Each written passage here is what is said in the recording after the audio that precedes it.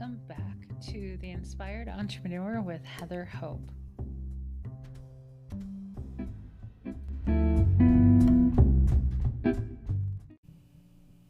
Hey guys, welcome back. Happy Sunday. Today is December 20th. We're getting there, guys, aren't we? We are getting to Christmas. We're getting to New Year's. Oh, there's this thing. Oops, I'm just messing with my microphone. That's not good. Welcome back. This is Heather Hope with The Inspired Entrepreneur. So I have this thing. I've been joking a lot about snow. And I live about an hour outside of Phoenix, but still very much the same temperatures as Phoenix. We vary like 5 degrees sometimes. We vary. But like every few years in Phoenix, the Phoenix Scottsdale area does get a little bit of snow. And so where I live, north of Phoenix, we're not a snowy place. We're a desert, just like Phoenix. But I've been in this house, for the majority of, in January, it'll be 7 years. But in 7 years' time, or will be in 6 years' time so far, I have had snow twice in 6 years. Was it twice?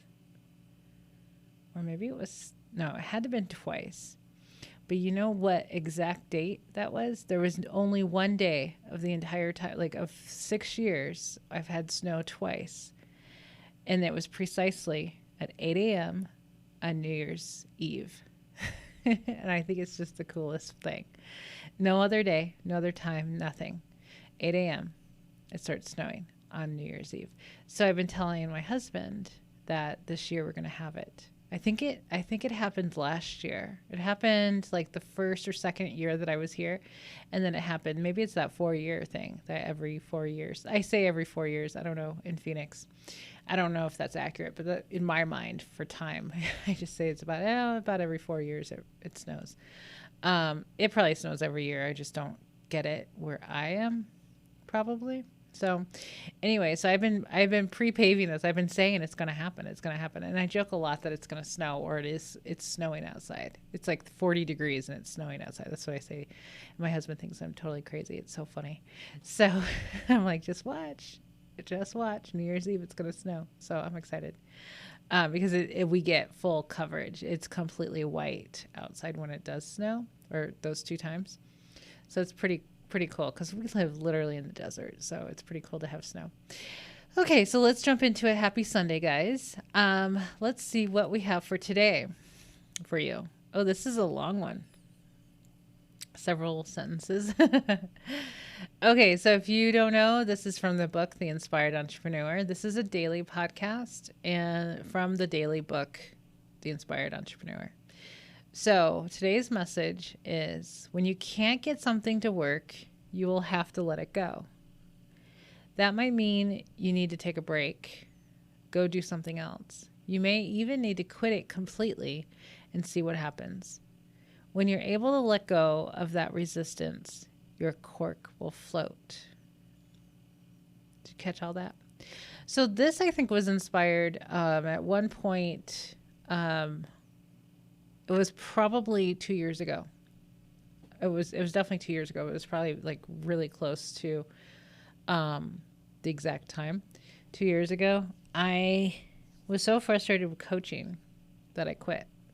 I was like, I'm done. I can't do this anymore. It's not working, blah, blah, blah. And letting go of the resistance. And then basically within a few days, coming back to it, saying, no, this is what I really like doing. I can't see myself doing anything else, blah, blah, blah. And now I can, because I've grown a lot. I've developed a lot in the last 2 years and really honed in on what I do love doing. So, but back then it was, I quit. And so I give that advice to my clients every so often that, if your business is not working, like not working in the way of like, you're not able to sell anything, clients are coming to you, it's like an uphill battle. You may look at just quitting. Just say you quit and see what happens. See what happens for a few days and see how you feel.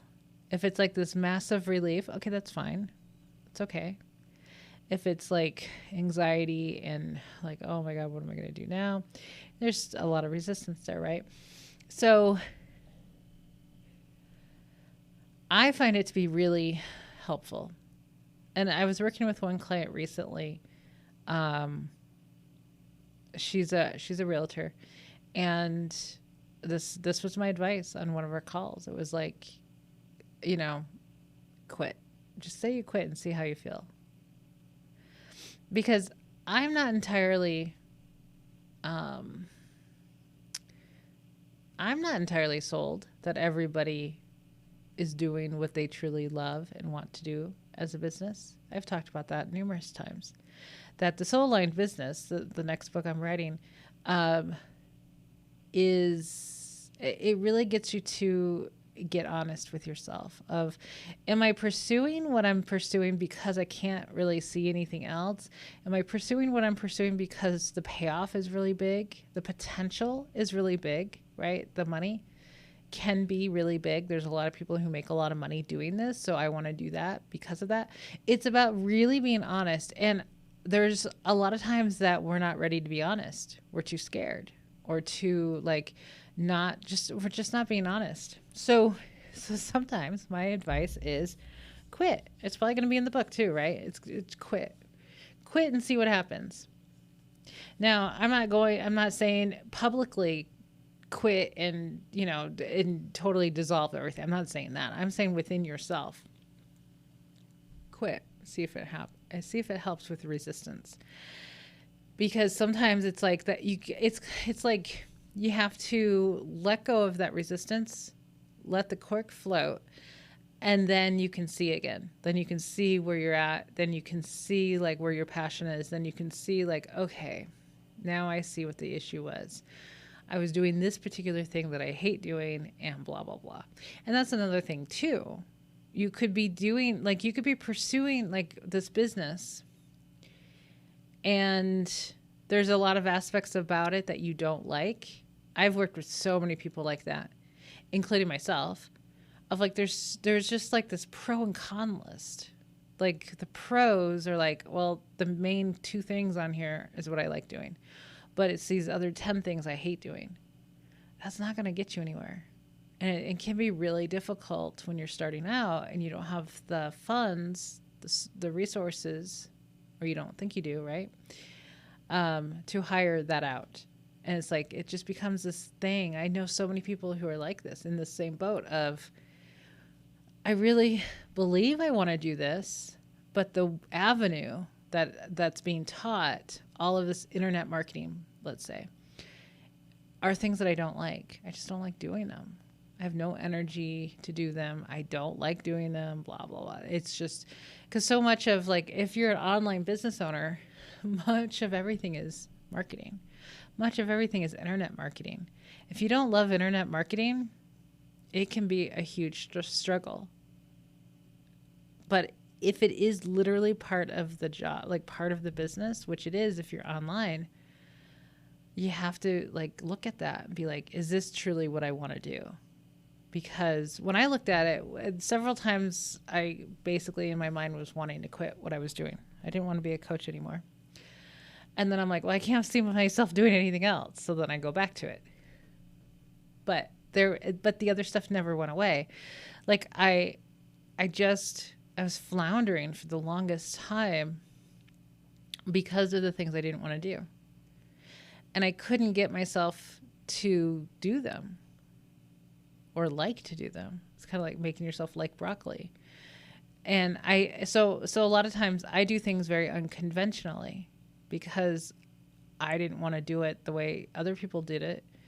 So I did things differently. So I could manage to get further.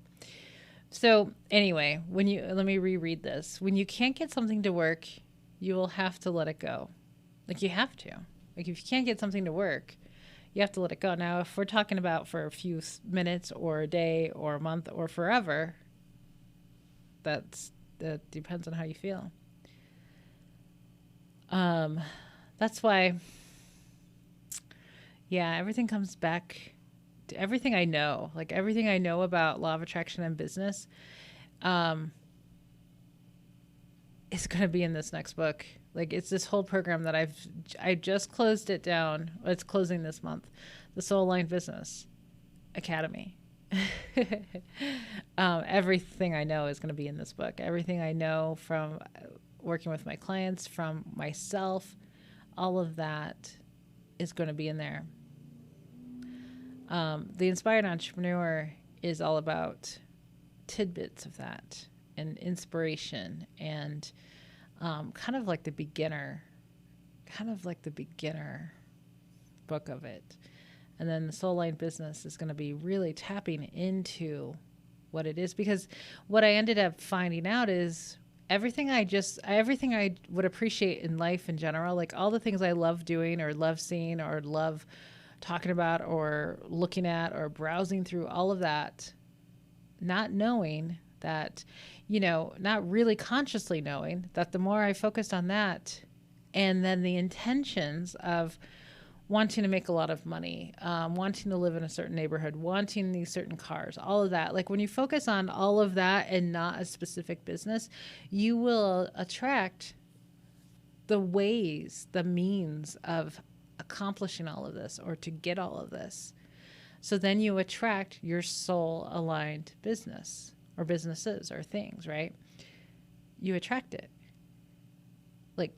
Like magic. It's like, it's so magical looking back. Hindsight's 2020 now, of like, holy moly, that was so brilliant. It was brilliantly, it just, when I just allowed things to flow and allowed things to come to me and allow my thoughts, allow myself to not dismiss things that were coming at me.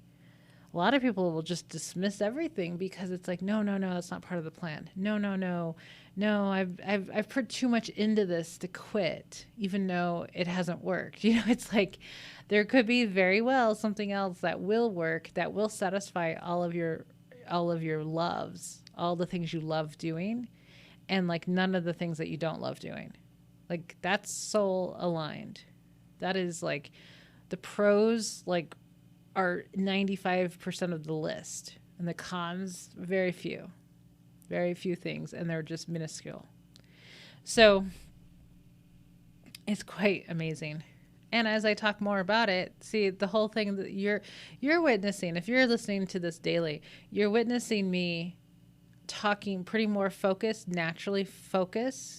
just naturally, because it's what I talk about all the time, what's happening in my life to create this new book. Like it's been unfolding for the last few weeks, and it's like the epiphany of like, this is a book. This was never meant to necessarily be a course or a membership or a mastermind. Like I had it. This can be a book because I love books. I love bookstores. I love having a book on people's shelves so they can refer to it years from now. I love that idea. Like that is exciting to me than selling a course. My God, don't want to do that. I barely like being in other people's courses because I see a lot of the same frustrations of people not doing the work. But people will pick up a book here and there. They will at the right time. You know what I mean? And it's so much more affordable. So it's easy. It's an easy sell, in my opinion, to sell a book to your followers, people who are listening to you, people who are following you. Sell them a $15 book. I'm not saying I do this on purpose, but this is where I was led to because it makes perfect sense. I mean, there's a lot of book lovers out there still. Like, I don't remember the last time I opened up a Kindle book. I used to have a bunch of Kindles somewhere, not Kindles, but Kindle books. I don't have a clue where they are. Like, I don't know what app they're in. I don't know what reader they're in. I don't know. I haven't done that in years. I went back to physical books a few years ago, away from Kindle, because it's just too easy to forget. Yeah, it's easy to have books on your phone And it's easy to have books, just to, when you're sitting somewhere, just pull out your phone or your tablet or whatever you have and open it up and read a book. Like that's awesome. And there's still a lot of people that do that. And that's awesome. But for me, I just love the physical book. I love having it on my bookshelf. It's right there. I can see it. It will remind me to open it up. It will nudge me. So that makes so much more sense than a course that's somewhere locked behind a password and a login that people forget about. They don't even access it. They don't go through the materials. It's too much work, blah, blah, blah. All the excuses. Trust me, there's a million excuses. I've heard a lot of them. But that doesn't excite me. It doesn't excite me to do courses or to hear the 10 reasons why people don't open them. It doesn't excite me. I'm like, okay, so I put all this work into it for what reason? I don't know. Because everybody else is doing it, right? So I do unconventional things. Oh, I went back to the book model. Okay, great. Only because that's my passion. So anyway, let's not get on that tangent. But so let's get back to the message today. When you can't get something to work, you will have to let it go. Like you just have to. You have to let it go. Even if it's just literally for an afternoon, you do that. That might mean that you need to take a break, go do something else. I do that all the time. That's why it's helpful to have like 10 different projects on your list. Because you get tired of one thing, or if something's just not working, you move on to something else. Move on to the next thing that is inspiring to you, or the next thing that you can get done quickly. And then, with a month or two later, you've accomplished, 3 things on your major, things that you want to do in your life, because you've been knocking them out, because you're like, okay, I'm tired of this today. Let's do this then. Totally different project. Okay. You may even need to quit it completely and see what happens. When you're able to let go of that resistance, your cork will float. That's the goal. Getting your cork to float. Going with the flow, feeling good, letting go of resistance, all that good stuff. Okay, guys, I'm going to let you go on this, and have an amazing rest of your weekend, and I will talk to you tomorrow. Bye-bye.